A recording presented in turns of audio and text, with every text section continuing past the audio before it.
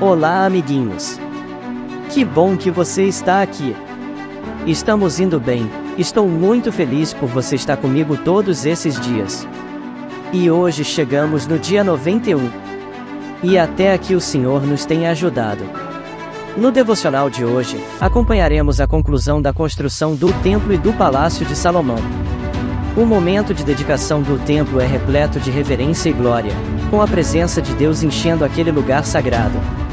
Além disso, vemos o compromisso de Deus em cumprir suas promessas e as condições para que o povo continue em obediência. Esses capítulos nos desafiarão a refletir sobre o que estamos construindo para a glória de Deus em nossas vidas. Para refletir, qual é a importância da presença de Deus em tudo o que fazemos? O que podemos aprender com a oração de Salomão ao dedicar o templo ao Senhor? Então vamos lá! Mas antes de começarmos, não se esqueça de deixar o seu like, comentar aqui embaixo o que Deus falou com você através dessa leitura, e se você ainda não é inscrito, se inscreva no canal Fichinha da Bíblia para acompanhar essa jornada do devocional diário. Compartilhe esse vídeo com alguém que você ama, e vamos juntos crescer na palavra de Deus. Prontos para começarmos? Vamos nessa! 1 Reis capítulo 7. O Palácio de Salomão. Verso 1. Salomão também construiu o seu palácio e levou 13 anos para terminá-lo. O salão da floresta do Líbano mide 44 metros de comprimento por 22 de largura, por 13,5 de altura. Ele tinha 3 fileiras de colunas de cedro, havendo 15 colunas em cada fileira, com vigas de cedro que se apoiavam nelas. O teto era de cedro, estendendo-se até as dispensas, que eram apoiadas pelas colunas. Nas paredes de cada lado havia 3 fileiras de janelas. Verso 5. Todas as portas e todas as janelas eram quadradas, e as 3 fileiras de janelas de cada parede ficavam exatamente em frente às fileiras de janelas da parede do outro lado. O salão das colunas mide 22 metros de comprimento por 13,5 de largura. Ele tinha um pórtico que era coberto e sustentado por colunas. A sala do trono, também chamada de salão do julgamento, onde Salomão julgava as questões, era forrada de cedro desde o chão até as vigas. Em outro pátio, atrás da sala do trono, ficava a casa onde Salomão morava. A construção era do mesmo estilo das outras. Salomão também fez uma casa do mesmo tipo para sua esposa, a filha do rei do Egito. Todas essas construções e também o grande pátio foram feitos de pedras escolhidas, desde os alicerces até a beira do telhado. As pedras foram preparadas na pedreira e cortadas sob medida, sendo os lados de dentro e de fora cortados com serras. Verso 10. Os alicerces foram feitos com pedras grandes preparadas na pedreira, algumas tinham 3,5 metros de comprimento, e outras, 4,5 metros de comprimento. Por cima delas, foram colocadas pedras caras, cortadas sob medida, e vigas de cedro. O pátio do palácio, o pátio interno do templo e a sala de entrada do templo tinham paredes feitas com uma carreira de vigas de cedro para cada 3 carreiras de pedras cortadas. A tarefa de Hurã. O rei Salomão mandou buscar um homem chamado Hurã, um artífice que morava na cidade de Tiro e que era especialista em trabalhos de bronze. O seu pai, que já havia morrido, era de Tiro e também havia sido artífice especializado em bronze. A sua mãe era da tribo de Naftali. Hurã era um artífice inteligente e capaz. Ele aceitou o convite de Salomão e se encarregou de todo o trabalho em bronze. As 2 colunas de bronze. Verso 15. Hurã fundiu 2 colunas de bronze, cada uma com 8 metros de altura e 1,70 m de diâmetro, e as colocou na entrada do templo. Ele fez também 2 remates de coluna, cada um com 2,20 metros de altura, para serem colocados no alto das colunas. O alto de cada coluna era enfeitado com um desenho de correntes entrelaçadas e 2 carreiras de romãs feitas de bronze. Os remates das colunas tinham o formato de lírios, mediam 1,80 m de altura e foram colocados numa parte redonda que ficava por cima do desenho de correntes. Em cada remate de coluna havia 200 romãs de bronze colocadas em 2 carreiras. Verso 21. Hurã colocou essas 2 colunas de bronze na frente da entrada do templo. A que ficava no lado sul se chamava Jaquim, e a que ficava no lado norte se chamava Boaz. Os remates das colunas em forma de lírios, feitos de bronze, estavam no alto das colunas. E assim foi terminado o trabalho das colunas. O tanque de bronze. Hurã fez um tanque redondo de bronze, com 2,20 metros de profundidade, 4 metros e 40 de diâmetro e 13 metros e 20 de circunferência. Ao redor da borda de fora do tanque havia 2 carreiras de cabaças de bronze que haviam sido fundidas todas em uma só peça junto com o tanque. O tanque se apoiava sobre as costas de 12 touros de bronze que olhavam para fora, 3 olhavam para o norte, 3 olhavam para o oeste, 3 olhavam para o sul, e 3 olhavam para o leste. Verso 26. A grossura das paredes do tanque era de 4 dedos.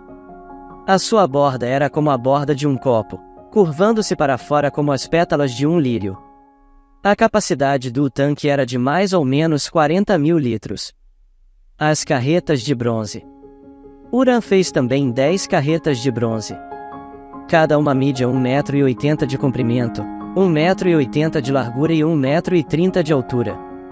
Elas foram feitas de painéis quadrados, que eram montados em molduras. Nesses painéis havia figuras de leões, touros e querubins. E, nas molduras acima e abaixo dos leões e dos touros, havia desenhos de espirais em relevo. Cada carreta tinha 4 rodas de bronze, com eixos de bronze. Nos 4 cantos havia apoios de bronze para uma bacia, os apoios eram enfeitados com figuras de espirais em relevo. Verso 31. No alto havia uma guarnição redonda para a bacia.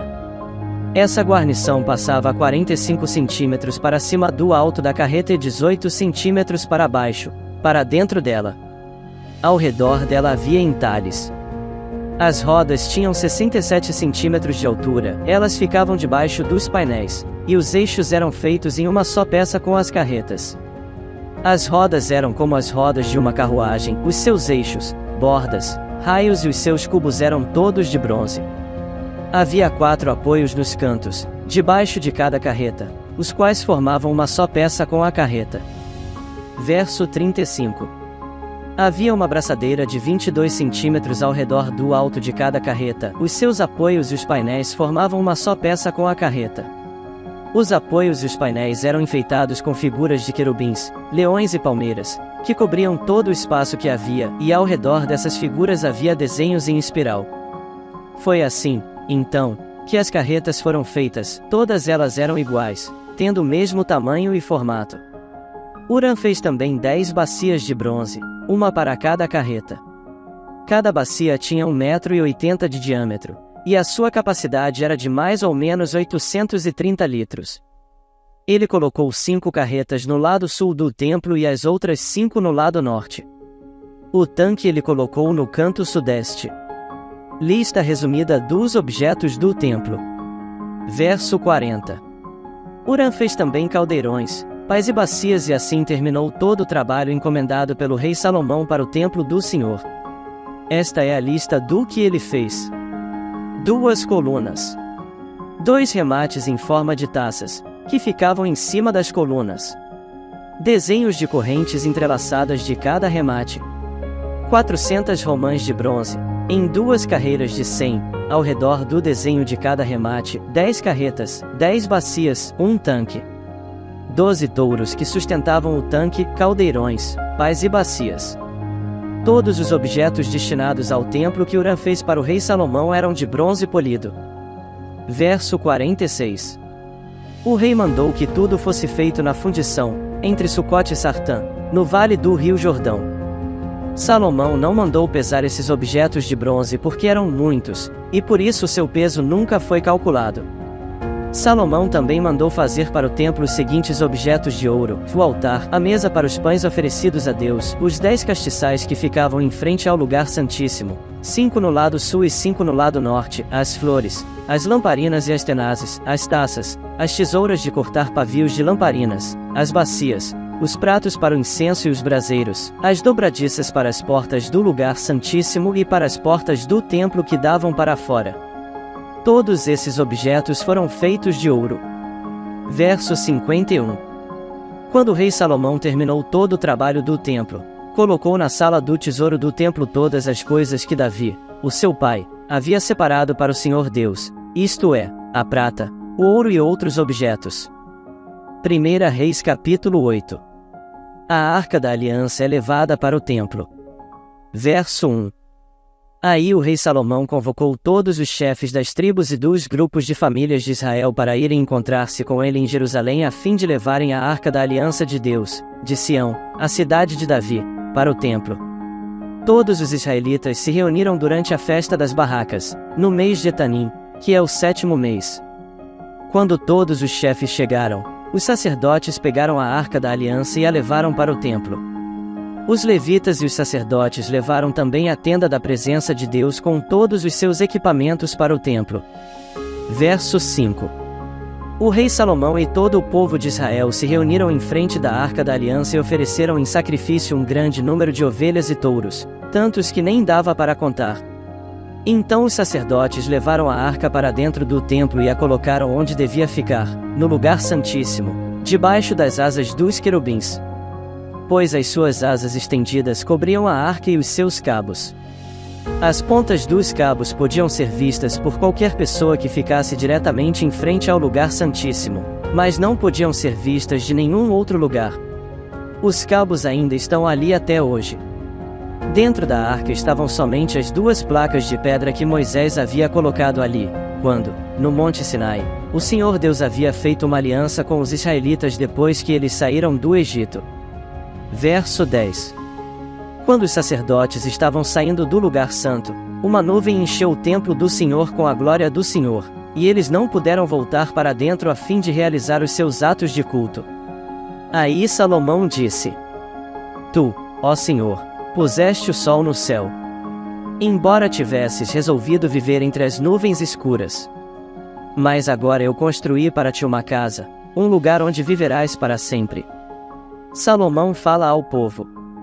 Aí Salomão virou-se, olhou para o povo, que estava todo de pé, e pediu a bênção de Deus para todos. Verso 15. Depois disse: Bendito seja o Senhor, o Deus de Israel.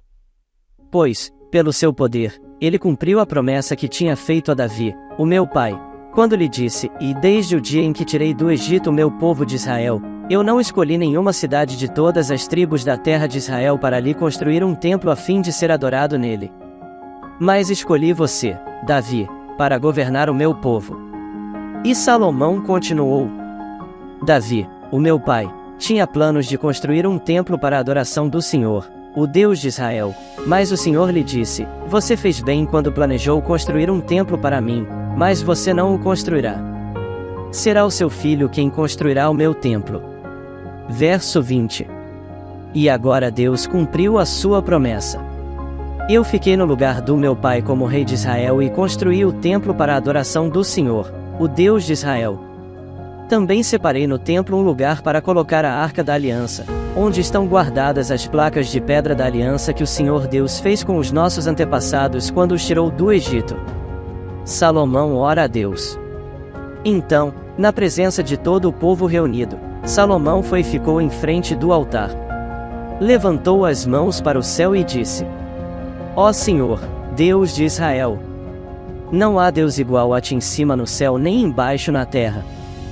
Tu cumpres a aliança que fizeste com o teu povo e lhes mostras o teu amor quando eles, com todo o coração, vivem uma vida de obediência a ti. Pelo teu poder cumpriste a promessa que fizeste a Davi, o meu pai. No dia de hoje todas as palavras da tua promessa foram completamente cumpridas. Verso 25. E agora, ó Senhor, Deus de Israel, eu te peço que cumpras a outra promessa que fizeste ao meu pai quando lhe disseste que sempre haveria um descendente dele governando como rei de Israel, contanto que eles te obedecessem com o mesmo cuidado com que ele obedeceu. Portanto, ó Deus de Israel, faze com que se cumpra aquilo que prometeste a Davi, o meu pai, teu servo.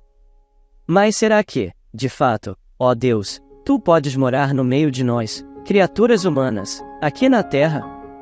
Tu és tão grande, que não cabes nem mesmo no céu. Como poderia este templo que eu construí ser bastante grande para isso? Ó Senhor, meu Deus, eu sou teu servo. Escuta a minha oração e atende os pedidos que te faço hoje. Olha de dia e de noite para este templo, o lugar que escolheste para nele seres adorado. Ouve-me quando eu orar com o rosto virado para este lugar. Verso 30. Escuta as minhas orações e as orações do teu povo quando eles orarem com o rosto virado para cá. Sim, da tua casa no céu, ouve-nos e perdoa-nos. Quando alguém for acusado de prejudicar outra pessoa e for trazido até o teu altar neste templo e jurar que é inocente, ó Senhor, ouve do céu e julga os teus servos. Castiga o culpado como ele merecer e declara que não tem culpa aquele que for inocente, recompensando-o como ele merecer. Quando, por ter pecado contra ti, o teu povo de Israel for derrotado pelos seus inimigos, quando ele se virar para ti vier a este templo para te louvar e pedir o teu perdão, escuta-o do céu. Perdoa o pecado do teu povo e leva-o de volta para a terra que deste aos seus antepassados. Verso 35. Quando o céu se fechar, e não chover, porque o teu povo pecou contra ti, e eles se arrependerem e virarem o rosto na direção deste templo e orarem e te louvarem, depois que os tiveres castigado, escuta-os do céu. Perdoa os pecados do rei e do povo de Israel e ensina-os a fazer o que é direito. Então, ó Deus, faze cair chuva sobre esta tua terra que deste ao teu povo para ser deles para sempre. Quando nesta terra houver falta de alimentos, ou houver pragas, ou as colheitas forem destruídas por ventos muito quentes ou por bandos de gafanhotos, ou quando o teu povo for atacado pelos seus inimigos, ou quando houver peste ou doença entre o povo, escuta as suas orações. Se alguém do teu povo de Israel, sentindo no seu coração o peso da desgraça, estender as mãos na direção deste templo e orar, escuta a sua oração. Lá do teu lar no céu, ouve o teu povo, perdoa-o e ajuda-o. Só tu conheces os pensamentos secretos do coração humano. Trata cada pessoa como merecer, para que o teu povo te tema e te obedeça durante todo o tempo em que eles viverem na terra que deste aos nossos antepassados. Verso 41. Quando um estrangeiro que vive numa terra bem longe daqui ouvir falar da tua fama e das grandes coisas que tens feito pelo teu povo e vier te adorar e orar a ti com o rosto virado para este templo, ouve a sua oração. Lá do céu, onde vives, escuta-o e faze tudo o que ele te pedir, para que todos os povos da terra possam te conhecer e temer, como faz o teu povo de Israel. Então eles ficarão sabendo que este templo que eu construí é o lugar onde deve ser adorado.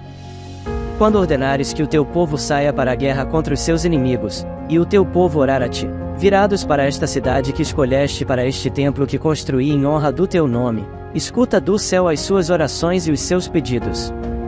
Ouve-os e dá-lhes a vitória. Verso 46. Quando eles pecarem contra ti, e não há ninguém que não peque, e na tua ira deixares que os inimigos deles os derrotem e os levem prisioneiros para alguma terra inimiga, longe ou perto daqui, ouve as orações do teu povo. Se ali, naquela terra, eles se arrependerem e orarem a ti, confessando que foram pecadores e maus, escuta as suas orações, ó Senhor. Se naquela terra eles verdadeiramente e sinceramente se arrependerem e orarem a ti, virados na direção desta terra que deste aos nossos antepassados, desta cidade que escolheste, deste templo que construí em honra do teu nome, escuta as orações deles. Do teu lar no céu ouve-os e dá-lhes a vitória. Verso 50. Perdoa os pecados que o teu povo tem cometido contra ti, a sua revolta contra ti faze com que os seus inimigos os tratem com bondade. Eles são o teu povo que tiraste daquela fornalha acesa, o Egito. Ó Senhor, nosso Deus, eu te peço que olhes com simpatia para o teu povo de Israel e para o seu rei, escutes as suas orações sempre que eles te chamarem pedindo ajuda. Tu os escolheste entre todos os povos para serem o teu povo, conforme lhes disseste por meio do teu servo Moisés, quando tiraste do Egito os nossos antepassados. Salomão abençoa o povo. Depois que Salomão acabou de orar ao Senhor Deus, ele se levantou e ficou em frente do altar, onde havia estado ajoelhado com as mãos levantadas para o céu. Verso 55. Então, em voz alta, pediu as bênçãos de Deus para todo o povo que estava reunido ali. Ele disse: Bendito seja o Senhor Deus, que deu paz ao seu povo, como havia prometido. Ele tem cumprido todas as abençoadas promessas que fez por meio do seu servo Moisés.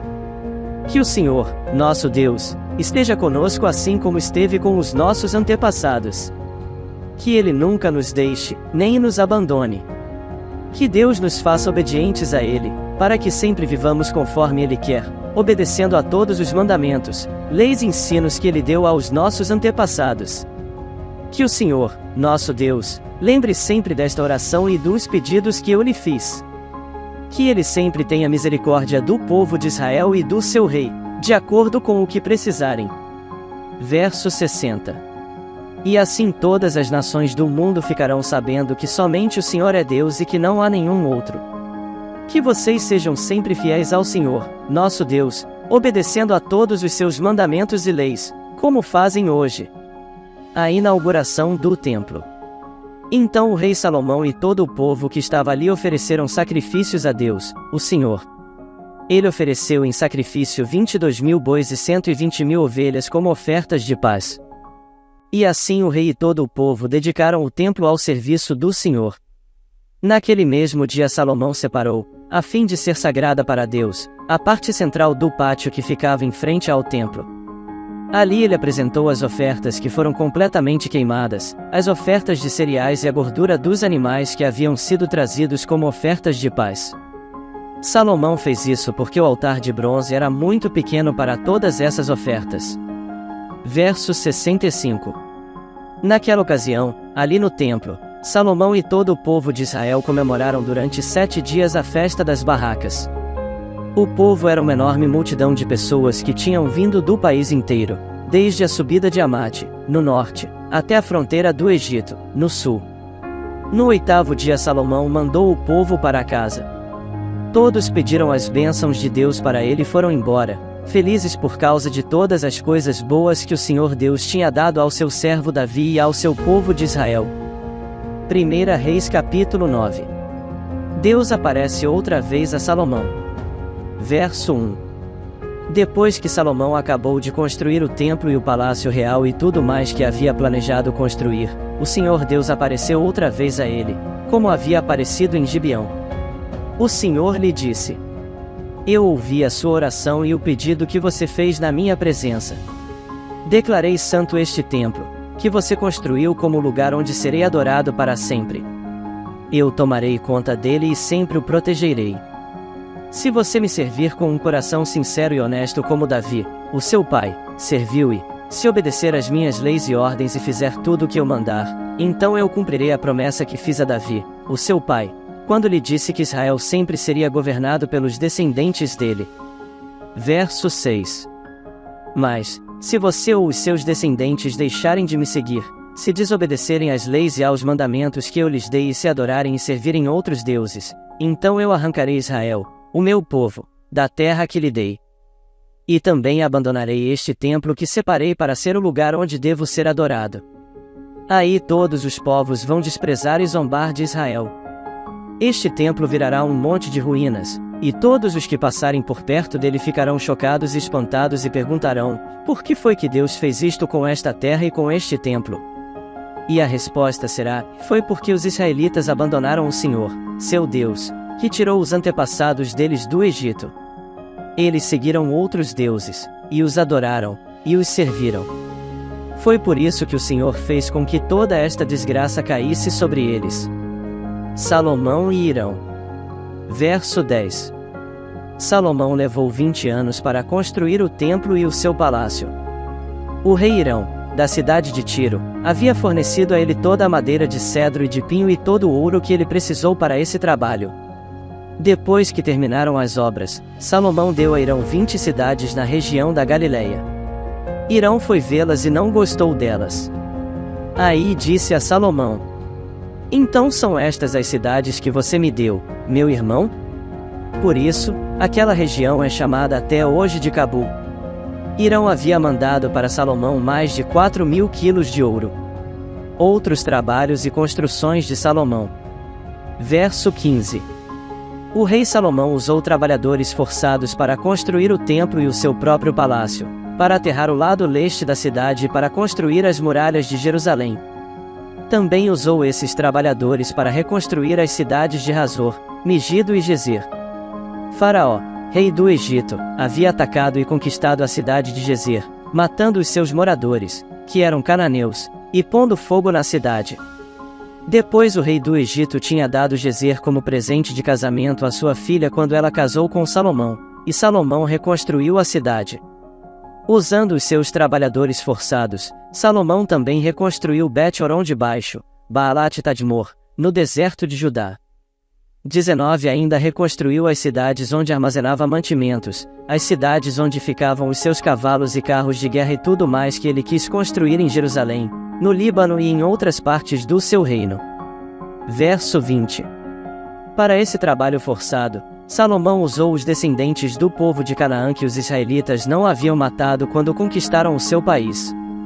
Entre esses trabalhadores forçados estavam amorreus, heteus, perizeus, heveus e jebuseus.